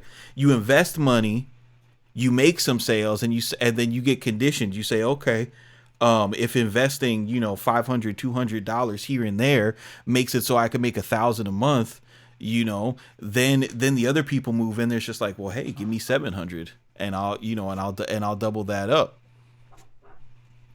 It's gonna get messy, man. It's what the great Stephen of Cymatics has told us. These are long tail hustles. So at the top of the brontosaurus called ClickFunnel, in its body, most of the people who are already prolific at selling things are going to still be prolific at selling things. But there's opportunity for the rest of you guys on the tail end of that brontosaurus rex. Everything that I'm talking about. Yeah. I've seen it already. I've seen it happen, bro. It happens to the graphics. Oh my God. The graphics community got done the worst. Like, you guys don't understand, bro. Like, the 3D models and shit and all that software, the back-end software. Hey, we have this thing on sale, $68. And then every month you're getting fucking emailed. But for $500 more, we'll send you the rest of the templates for $200 more. And then some other motherfucker, we ain't even the same company, sending you the same email saying, hey, you know what? Fuck that guy. We're going to give you a package of all those templates for $10. And then when you do that and get all those templates, now you're in a new fucking ClickFunnel. For $300, we'll put you in. Come on, bro. It's nasty, but somehow, like, I don't know. I would like, you know how like Monique was. I would like to see it. Well, the good news is we're gonna see it because nobody pays attention to us anyway. They just come back afterwards like, yo, I remember that video you did 6 months ago. You were right, bro. I should have got Melodyne Editor. Yeah, it happens. It happens just on the low key space of what we do have affiliate links for. Like some of the plugins that we sell, we have affiliate links for.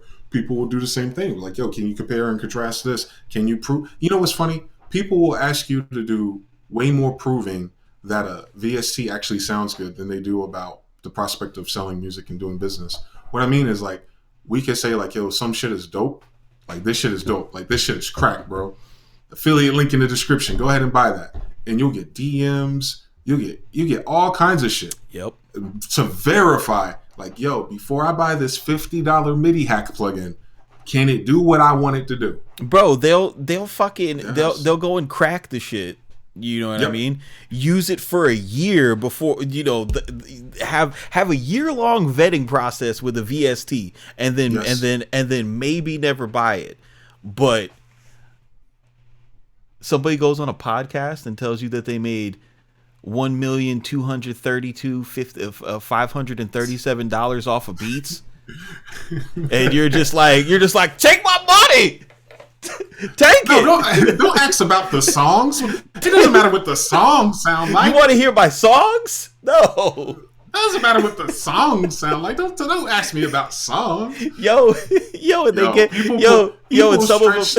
People press scalar harder than they did for the songs, bro. That's probably my only issue right now is that people are pressing how dope Melodyne is, but watch several human beings talk about hundreds of thousands of dollars with no fucking songs. Like, I'm like, okay, all right, cool, I'm with it. I'm with the shits. I got it.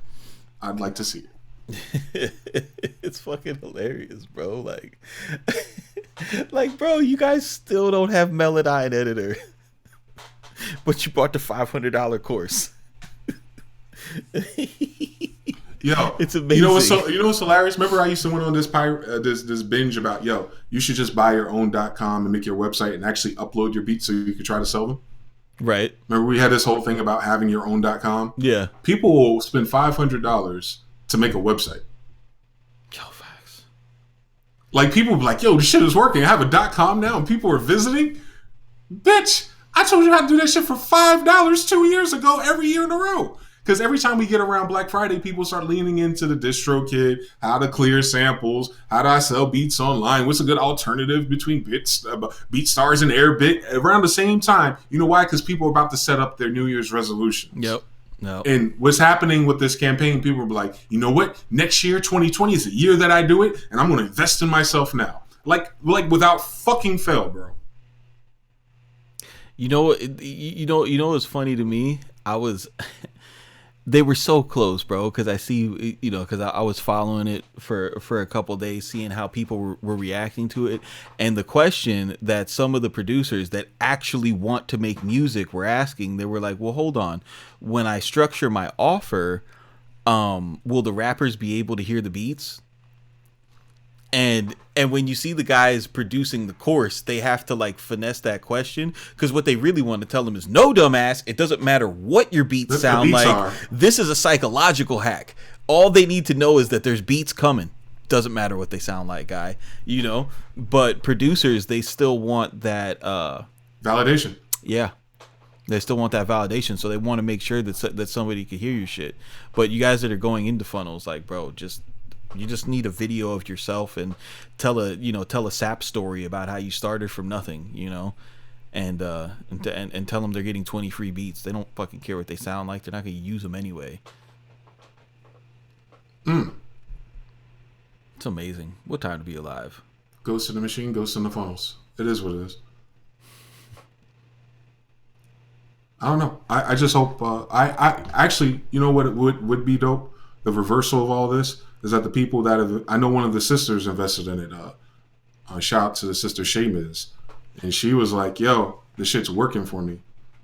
And yeah, I hope to interact with her in a few months and see if it's scaling for her, because I know people like that who've been grinding. Like, she's been grinding for a long time. Like, yeah, she's tried Instagram Live. Yep. She's in all the Instagram posts, interacting with people. And for her, if this is her shot to compensate for the amount of time and effort she's put into it, I would like to see if it scales for her. I would like to see the long-term effect. So I'll keep my eye on her, since I know her. So I'll see what happens, and then I'll report back. Yeah, she came with the 5G spice in that exchange. Yes, she did, about the phone companies and stuff. Yeah.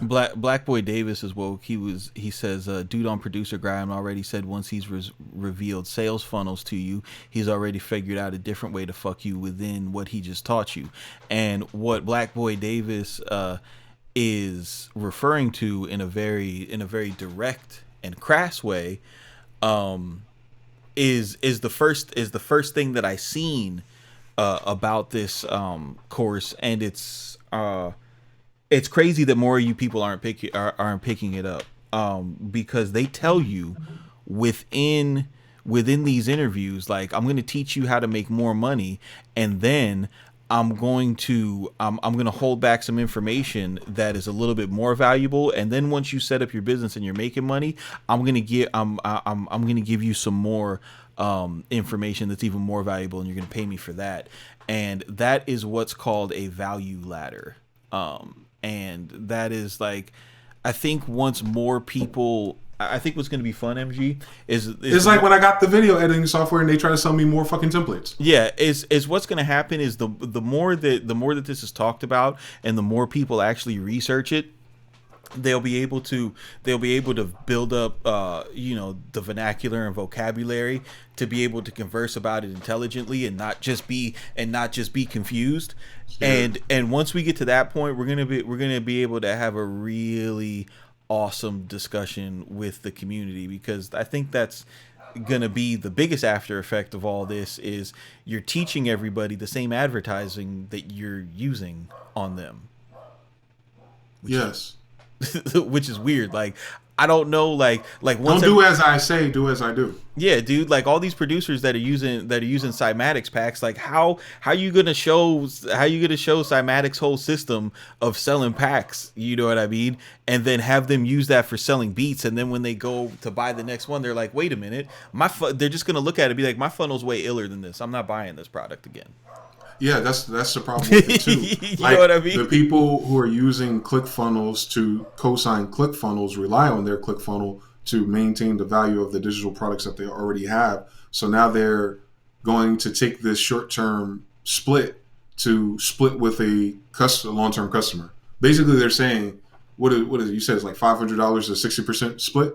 Let's say $200. I'll round it down. I don't know what the split is, dude. Well, they said what the big number was, so I just did the math. Quick maths. So let's say $200 incentive for the affiliate link, right?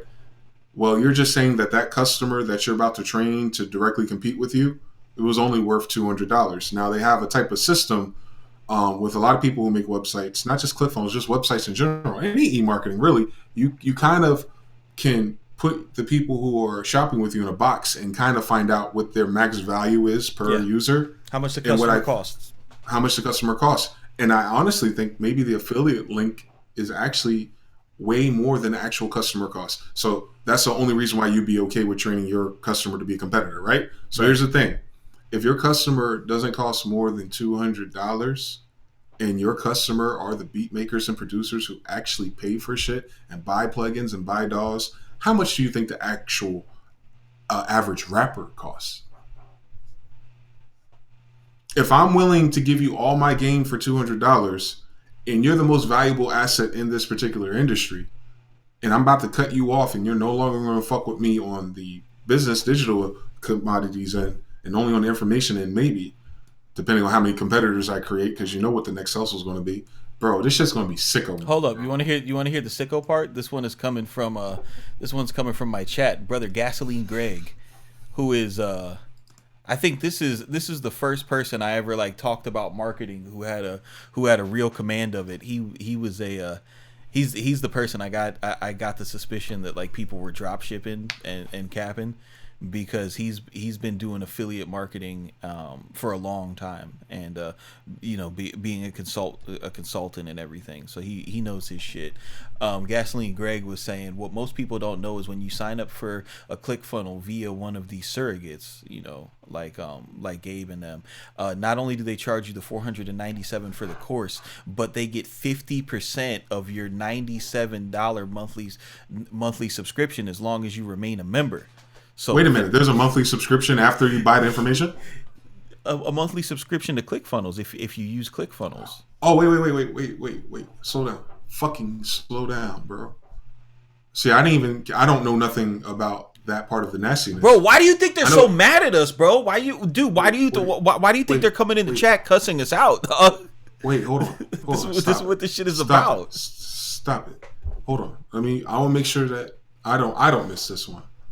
It's not just nasty because it's $500 access, but it's nasty because the person, not only do they have to have their own infrastructure, they also have to pay ClickFunnels indefinitely. Okay, so what ClickFunnels is? It's prepaid legal, which I've been saying. No, not prepaid legal. Stop that.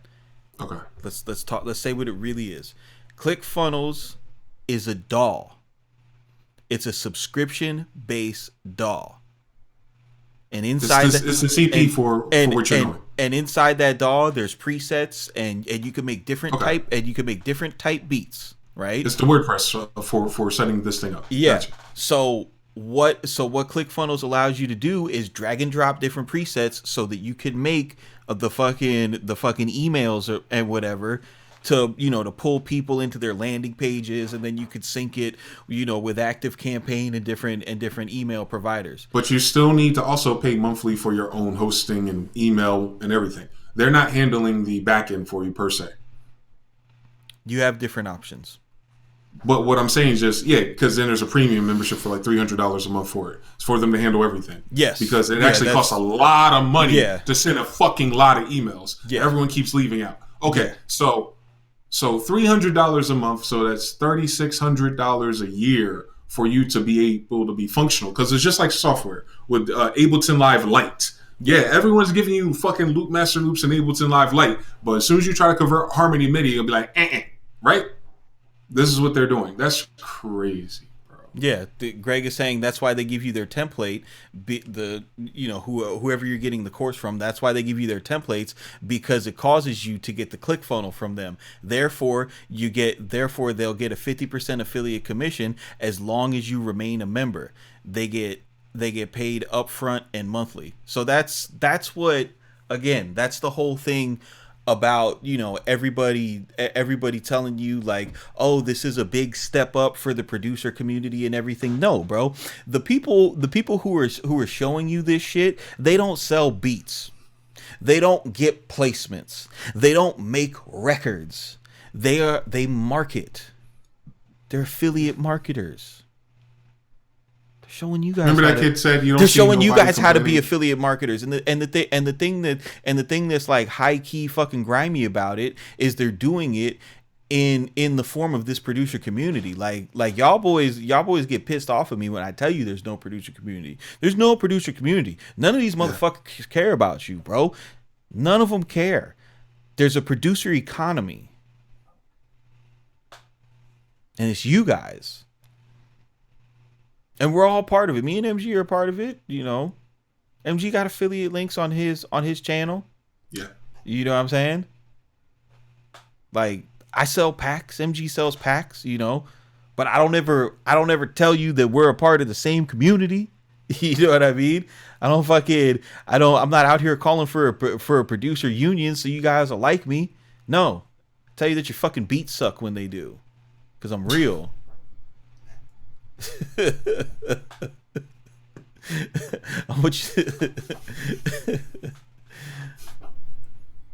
Is there a preview for the Trap Chords kit? Yeah, 808 kicks. If you just look up, if you just go on YouTube and search Trap Chords for Scalar, and I'll pop up.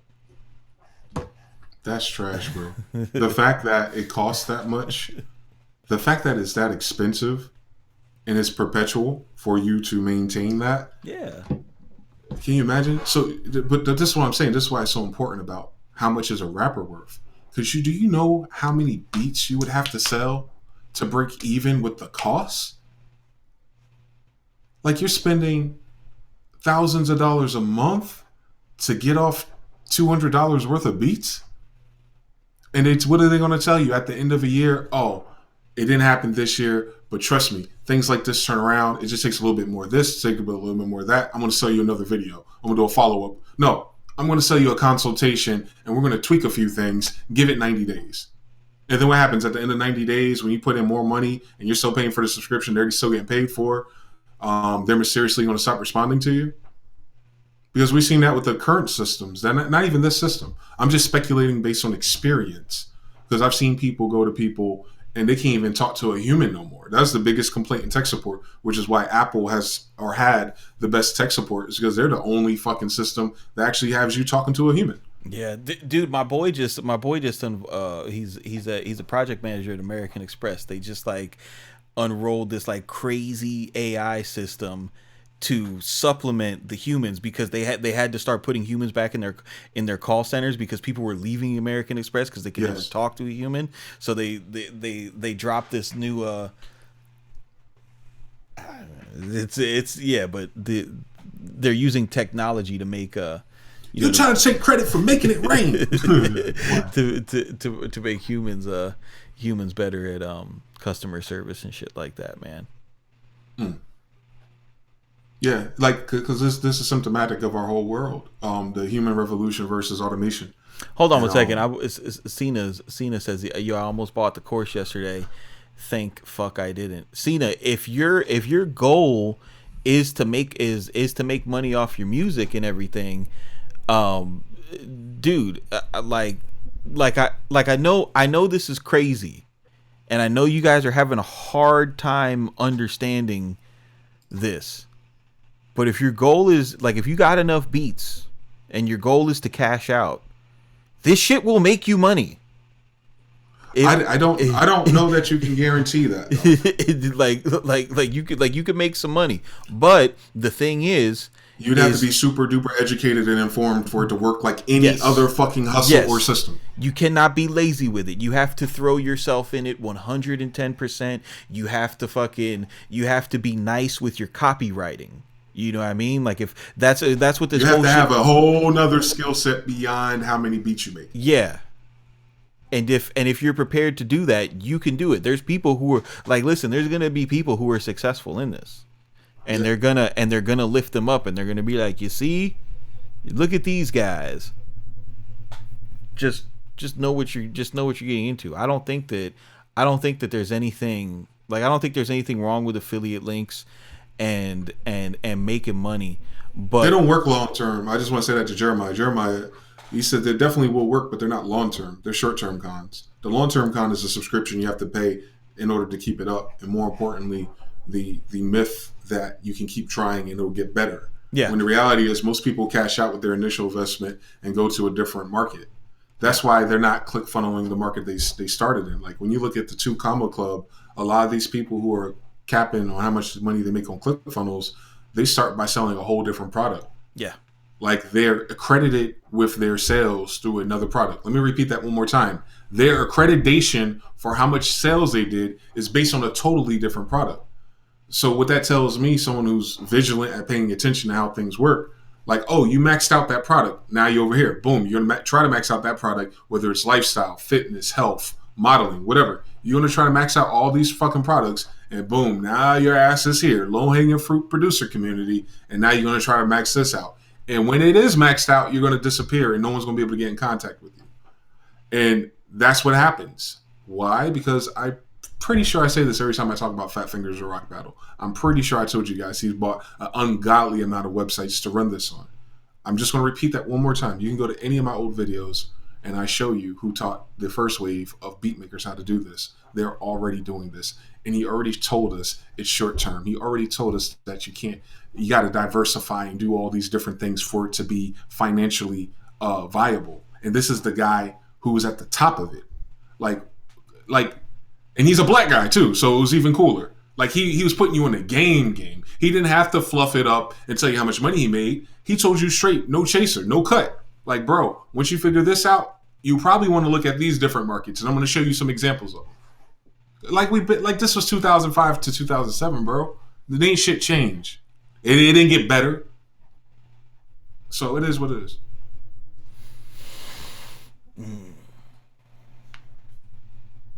I'm just over the track, looking over the chats. Yeah, bro, but I don't know, man. You guys, I mean, it all boils down to the brother's question earlier. Like, is there a way to have like art and culture and make money? And again, you just have to. There's things that are more important than, you know, just being able to have a career off of music. You know, it's not. And I think the nastiest thing is like, I don't know if this was intentional or if it was stumbled upon, but you know, like Pain One alludes to this a lot in his content. You know, he talks about like a lot of you feel like you're entitled to a career in music, you know? So yeah. So there, you know, just because I make music, I should make money off it. And that energy, that spirit is what's going to drive the success of you know, our content creators brothers affiliates programs for this. It's gonna be you guys. And you know, you all can debate amongst yourself if that's a you know, if that's a good thing or not. You guys can figure that out. That's not for me to figure out.